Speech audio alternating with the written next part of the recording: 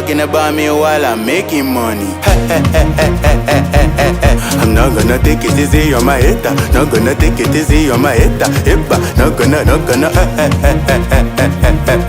I got balance on the reservoir, the politician. They say I live like a froster. We know the show one for Insta. Scatter the club where we enter. We know the share for the figures. Anybody talk anyhow, he go injure. Full stop, you no go know, we go sneak up. Hot boxing, on my way to the pickup. 5 years a day, get my day stick and beat up. Monday morning, talking about me while I'm making money. I'm not gonna take it easy on my hater. Not gonna take it easy on my hater.